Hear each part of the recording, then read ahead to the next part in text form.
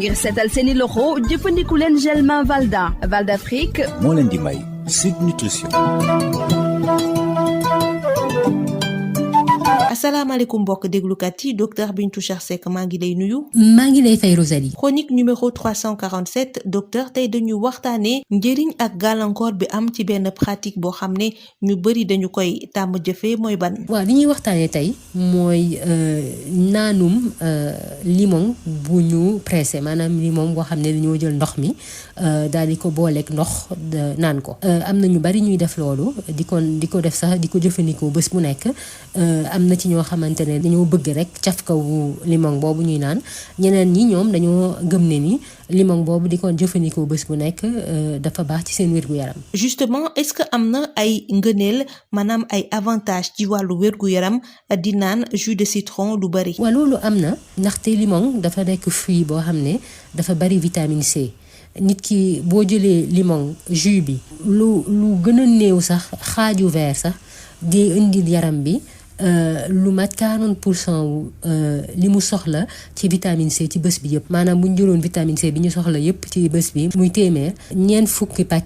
téeméeri pàcc yëpp ci moitié verre jus de citron rek mën nañ ko ci jot donc lu am solo la te vitamine C boobu dafa baax ci ñun ndaxte benn ferñeent la boo xam ne antioxydant la maanaam antioxydant mooy li nga xamante ne day tax ba suñu cër yi duñu gaaw a màgget suñu der bi du gaaw a màgget du gaaw a ras daf ñuy aar aussi ci ay yenn feebar yi vitamine C boobu dina ñu aar également ci yenn doomu jàngoro yi ay virus ak ay bactéries et puis ñi nga xam ne dañuy jël ay doom pour yokk fer bi nekk seen yaram wala ñi nga xamante ne dañuy lekk fer comme ñi nekk ci ay lentilles ak ay ñebbeek yooyu vitamine C bi day tax fer boobu gën a mën a dugg suñu yaram maanaam day yokk absorption fer boobu. est-ce que di naan jus de citron lu bëree bëri dina tax ñu mën a jeex wàññi suñu yaram. loolu moom faral naa ko di ko wax ci chronique bi limon du tax nit ki jeex loolu mënul nekk amul sax benn ñam boo xamante ne ku koy jëfandikoo day tax ngay jeex loolu amul.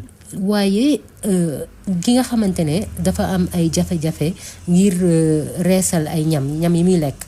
maanaam ki nga xam ne day faral di gis ne ni estomac am day diis wala kuy seere bi di dem di ñëw kooku bu jëlee kaasu ndox mu tàng mu daal di ci def rek pressé ci genn wàllu limon naan ko wala su ko neexee bu fekkee ni bëgg na wàññi tuuti acide bi nekk ci jus bi mu gën a neex a naan mën na ci doon rek benn kuddu bu ndaw lem loolu mën na wàññi en tout cas problème mu digestion yooyu wala ñi ñam yi di reese te kooku bu koy jëfandikoo day naan loolu benn waxtu balaa muy ndékki loolu moo gën. léegi docteur ñu wax ci gàllankoor yi nga xam ne di naan loolee di jus de citron lu bari mën na ko am ci ñun. di faral di naan jus de citron mën na indi ay jafe-jafe fi may dooree mooy jafe-jafe yi muy indi ci wàllu bëñ ndaxte limon ñëpp xam nañ dafa bari acide.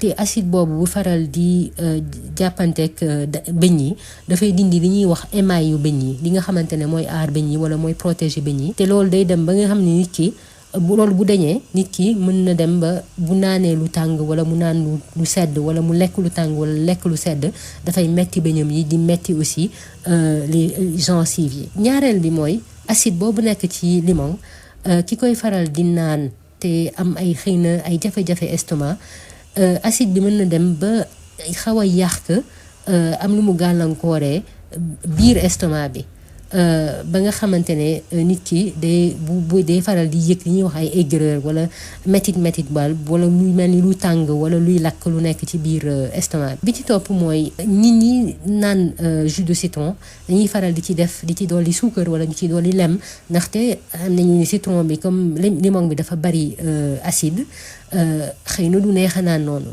léegi nag suukar boobu ñu ciy dolli wala lem bi lu muy gën di bari rek di gën di gàllankoor suñu yaram ndaxte mën nañu indi graisse bu bari ci yaram bi ak lépp jafe-jafe rek bu ma mës a waxtaanee ci wàllum suukar su bari ci suñu lekkin. alors ginnaaw xibaar yi yépp nga fi fësal yan tegtal ngay joxe te mu aju ci di consommer régulièrement jus de citron. li may tegtal rek mooy ne nit mën na naan su ko neexee bés bu nekk mu jël nal limongam boole kook ndox nu mu ko neexee mélange bi ba noppi naan ko bés bu nekk benn verre.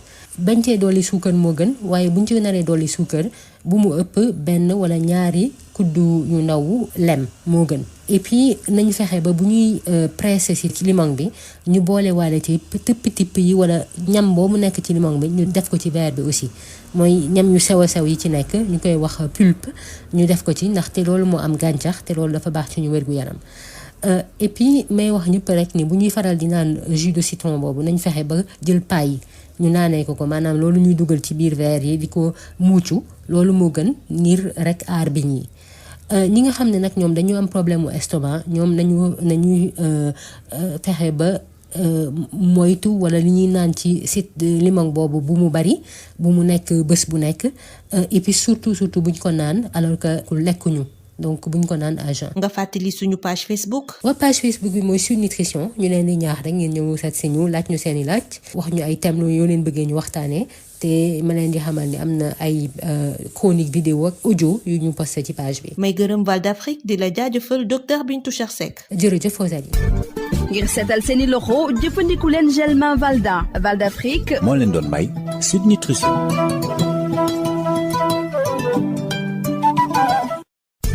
Le gel main Valda, efficace sur 99% des microbes. Val d'Afrique vous offre Sud Nutrition.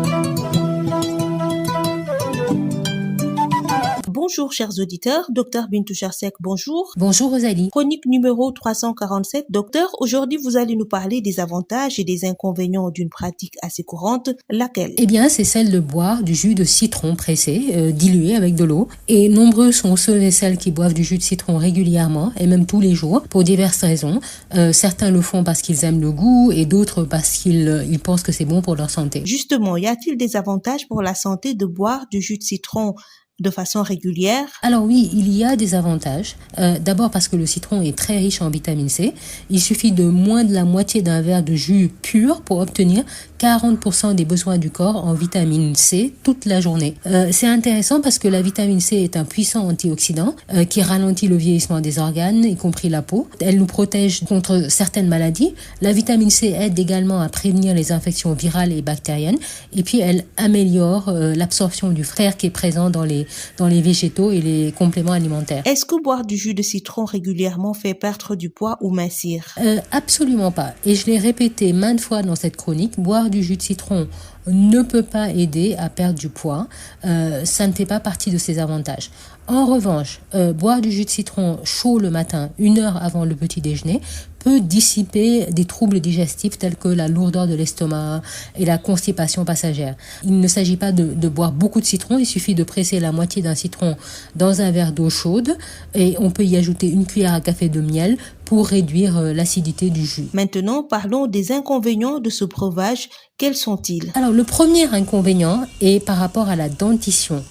Du fait que le jus de citron est très riche en acide citrique, en boire régulièrement contribue à éroder l'émail des dents, ce qui va provoquer une hypersensibilité dentaire qui se manifeste par des douleurs quand les dents sont en contact avec des aliments chauds ou froids. Le deuxième inconvénient est que l'acidité du citron peut contribuer à l'érosion des parois de l'estomac et provoquer des aigreurs d'estomac, surtout lorsqu'on le boit à jeun. Et le troisième inconvénient, c'est par rapport au sucre ou au miel qu'on a tendance à ajouter au jus de citron parce que justement il est très acide. Donc boire du jus de citron sucré régulièrement peut contribuer au surpoids et à tous les autres inconvénients de l'excès de sucre ajouté pour la santé. Compte tenu de toutes ces informations, quels sont vos conseils par rapport à la consommation régulière du jus de citron? Alors moi, les conseils, c'est qu'on peut boire un verre de jus de citron dilué au degré qui convient par jour. Mais sans sucre ajouté, c'est mieux.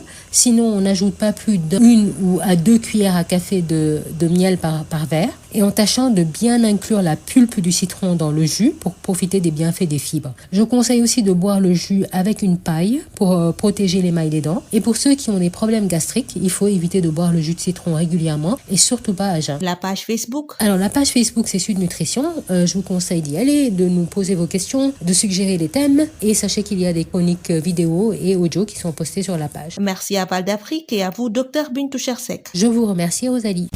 Le gel main Valda, efficace sur 99% des microbes. Val d'Afrique vous a offert Sud Nutrition.